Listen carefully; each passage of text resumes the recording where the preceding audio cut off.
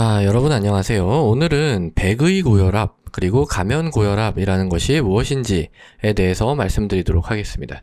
자, 일단은 이 백의 고혈압이라고 하는 거는 뭐냐면요. 요건 이제 의사 가운을 보면은 혈압이 올라가는 뭐 그런 걸 얘기하는 거죠. 그래서 영어로는 화이트 코트 하이퍼텐션이다 이렇게 이제 얘기를 해요. 그러니까 이게 이제 진료실 혈압이랑 평상시 혈압이 이제 다른 거죠. 그러니까 진료실 혈압에서는 140에 90 이상이 나오는데, 평상시에는 그 아래가 이제 되는 겁니다. 보통 이제 135에서 85 미만을 얘기를 합니다. 그래서 요런 게 이제 백의 고혈압이고요. 가면 고혈압은 반대예요. 그래서 요거를 이제 가면 고혈압을 마스크드, 그러니까 숨겨졌다라는 거죠. 고혈압이 있는데 숨겨진 경우입니다. 이거는 마찬가지 진료실 혈압이 이제 140에 90 아래, 그리고 평상시에는 140에 90 이상인 경우, 요걸 이제 가면 고혈압 이렇게 이제 얘기를 해요. 이게 이제 사실은 이 백의 고혈압 같은 경우 옛날에는 별로 뭐 이건 심각하게 생각하지 않았어요. 별로 크게 뭐 병이 아닌 거죠. 왜냐면 의사 가운을 보고, 그러니까 진료실에 들어오면 뭔가 긴장해가지고 혈압이 올라가는 그런 게 아니었느냐. 뭐, 그래서 이제 별로 치료를 안 하는 경우도 있고 그랬는데요. 그러니까 지금도 이제 이거에 대한 논란은 있지만, 이걸 이제 외국에서, 우리나라 연구는 없어요. 외국에서 이제 장기 연구를 해보면 5년까지는 뭐 괜찮았어요. 5년까지는 괜찮았는데, 그 장기적으로 이제 관찰을 하면은 이 백의 고혈압도 결국은 고혈압으로 진행을 하더라. 고혈압으로 진행을 하거나 아니면은 심뇌혈관 질환이 발생할 위험이 증가하더라 하는 게 밝혀졌습니다. 위험이 증가하더라.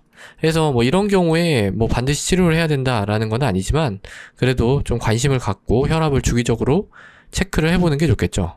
예.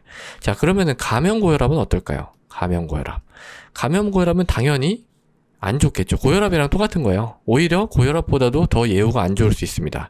왜냐면은 이건 고혈압이 아닌, 그러니까 진료실에 들어와서 혈압을 쟀는데 괜찮았던 거예요.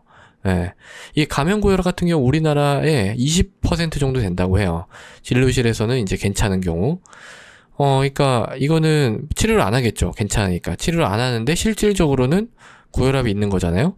그러니까 예후가 그냥 고혈압과 비슷하거나 아니면 오히려 더 나쁘다 이렇게 돼 있어요.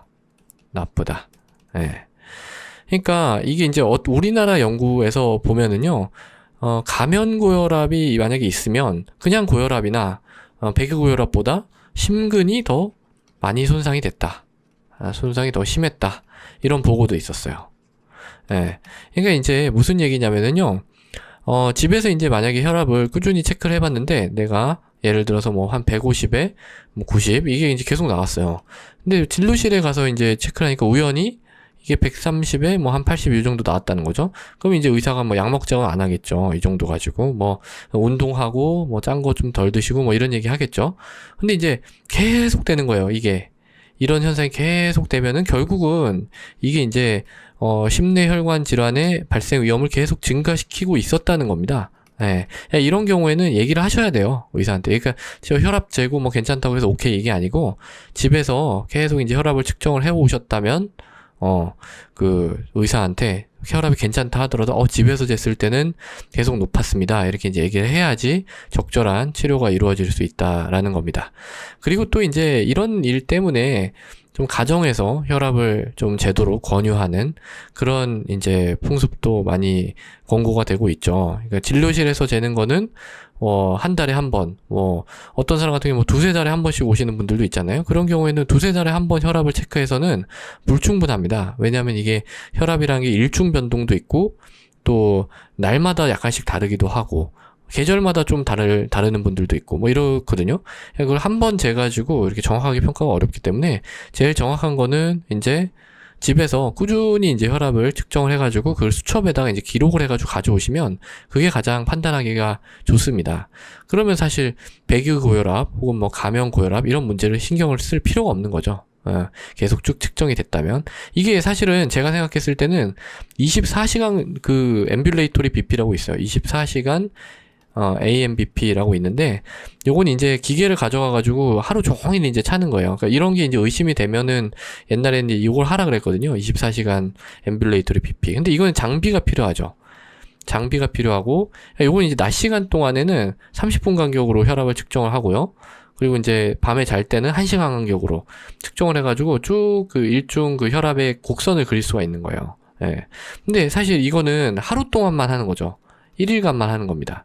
그리고 번거로워요. 이거 뭐 기계를 빌려가지고 가가지고 다시 이제 반납을 하고 이런 과정이 좀 번거롭습니다. 그러니까 지금 같이 이 혈압계가 많이 보급이 되고 있는 상황에서는 굳이 뭐 이런 거를 할 필요가 없이 본인이 시간 될 때마다 혈압을 쭉 측정을 하고 어떤 날에는 좀 집중적으로 혈압을 쭉 측정을 해가지고 그 수첩을 가져오시면 그게 이제 훨씬 더 그분의 어떤 혈압 상태를 정확하게 아는데 도움이 되는 경우가 많습니다.